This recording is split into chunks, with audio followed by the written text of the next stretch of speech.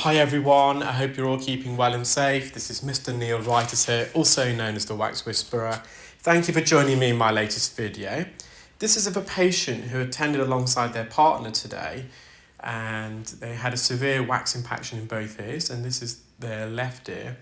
They were quite literally not able to hear a thing upon attending, and their partner was wondering whether the patient was using their earwax as an excuse, but I did explain that there was a really severe impaction and it would have a dramatic effect on their hearing. And after I showed the video of the ear to their partner, they were quite shocked actually by just how bad it was. And then she had a go at him for not getting their ears cleaned sooner. Now the patient does suffer from chronic impaction. They do have to have their ears cleaned on a regular cycle. I think it's the first time they've come to myself. I think prior to that it's every couple of years, and it's really impacted. It's a big plug of wax and dead skin at the surface where we're working here. Laterally it's quite hard as well, and I've just had to put some drops in to see if I can just soften it to get a suction grip. Now when a wax plug like this, as it enlarges, it begins to compress against the ear canal walls, and it can create an airtight and therefore sound tight seal, meaning it's very little sound going through the ear canal to the eardrum, so it can cause up to severe hearing loss. And I'm just now using an ear hook. We're not getting very far with the suction probe. You can actually see that the suction probe had just indented within the wax, the surface of the wax, and made a mark. So I'm just using the hook, trying to chisel this out, but in the core of this wax plug it's quite soft. Quite often when you have an earwax plug, within the plug itself you have different consistencies. It can be quite crusty and hard at the surface. In the core it can be softer, and with the hook it just ended up dissecting through the core, so it wasn't really bringing the wax and skin plug forwards. Nonetheless, it did dissect it into smaller pieces, and I was able to suction some of that away. So I've just gone back in with the suction probe. I'm just on the anterior canal wall. Now you may have noticed the angle of the procedure is slightly different, and that's just because the patient had their head tilted downwards. That's the position they preferred. They felt more comfortable. And therefore, everything is at the moment, I'm just trying to, it's anti-clockwise or counterclockwise if you're in America. I've been told that's what that's the phrase used there. So it's counterclockwise 90 degrees. So normally the procedures, if I rotate the image on screen 90 degrees clockwise, that's the normal kind of orientation.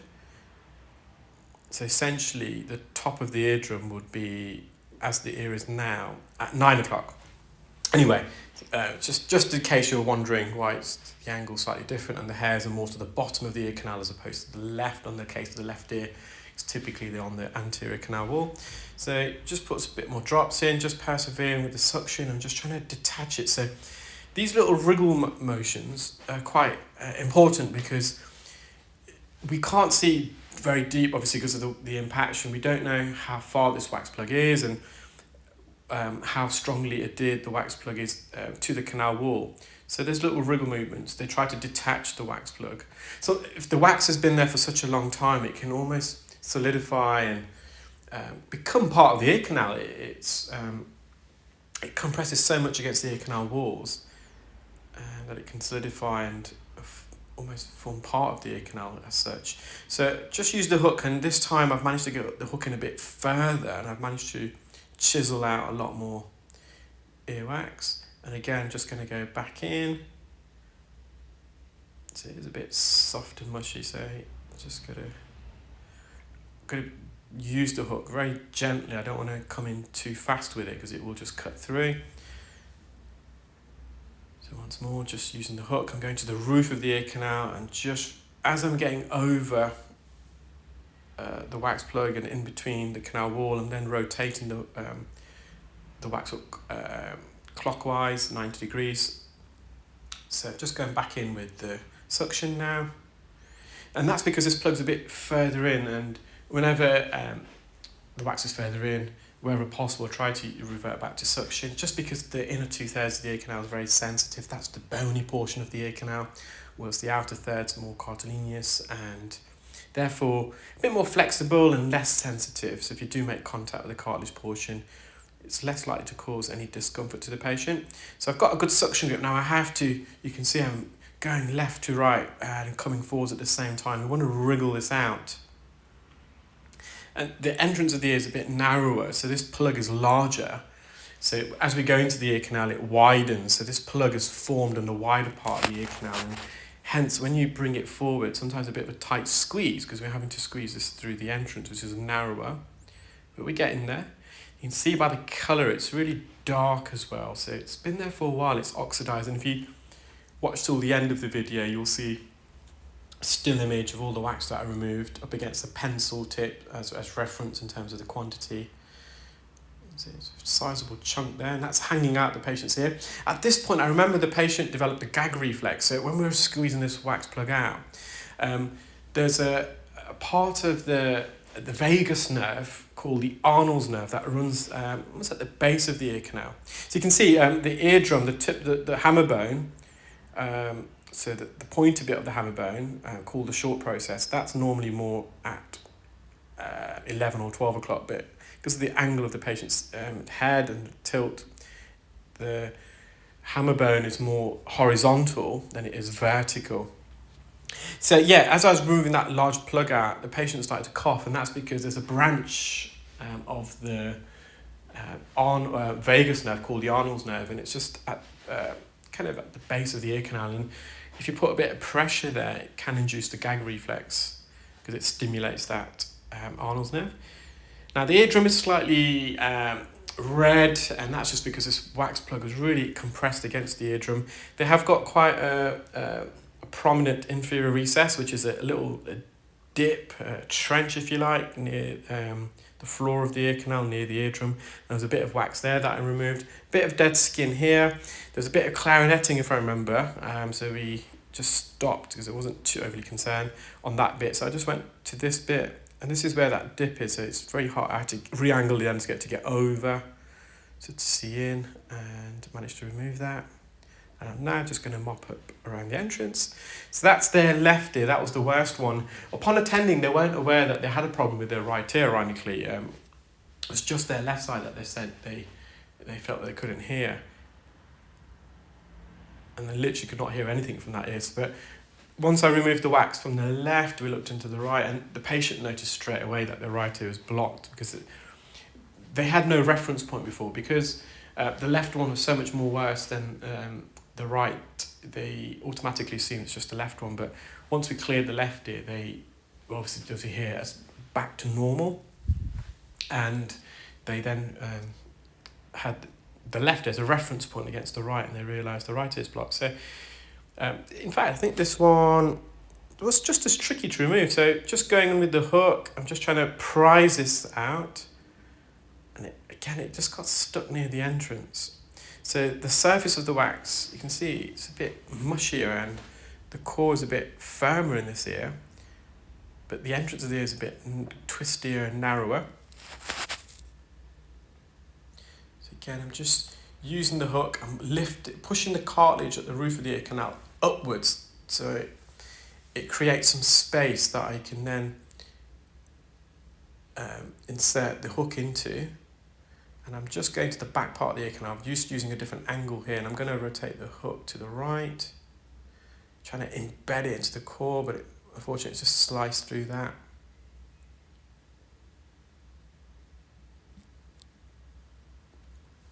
Now, I've got a bit of purchase, I can feel it. It was a real tight squeeze getting it out.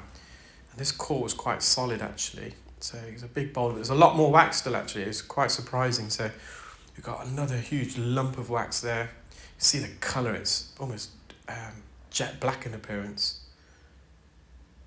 I think we're just going to use suction because obviously we're a bit deeper. This part came away quite easily. But yet again, there's another piece of earwax a bit deeper. And that's lodged in the inferior recess where that trench is. Now, ironically, when I did the patient's right ear, they just felt more comfortable with their head up. And that's why you can see a more normal orientation now of the ear. So when I remove this plug and the eardrum's revealed, you'll see the hammer bone, the malleus, is more vertical in appearance as opposed to horizontal like it was in their left ear. So this is lodged now. It's lodged both in the inferior recess, so the trench at the base of the ear canal near the eardrum, but also the anterior recess, so to the right-hand side of the ear canal near the eardrum. There's a little hideaway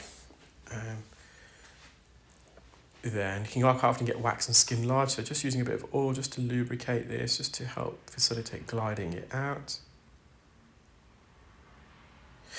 So guys, I know a lot of you, I think it's a bit like Marmite, the new wax scope, and from a clinical perspective, as I said, it's not designed to replace the eye clear scope, endoscope. There's nothing that can replicate the view of an endoscope, but from a clinical perspective, the wax scope will open up earwax removals more within, more amongst, should I say, healthcare professionals and audiologists who find the endoscope difficult to use, because it is a bit of a skill, and that's one thing I should stress. I mean, the videos, unless you've done the procedure yourself, and there's a lot of audiologists that watch my channel, I know, and that they're aware themselves, it is a tricky skill, and perhaps over the years, I've just got better and better myself, and it sometimes can come across as being quite a simple thing to do, but it's not. It is a skillful thing, and some people just they struggle with the skill, that's the necessary skills. It doesn't mean they're not skillful, but the necessary skills required to perform endoscopic earwax removal, they just struggle with that. So the wax scope is perfect for them because they can use the speculum to straighten up the ear, as opposed to what I'm doing at the moment is using the speculum. So, sorry, the endoscopes. At the moment, the endoscope's using to stretch this ear open and straighten it because the ear canal's not straight. You've got bends and twists, narrowings.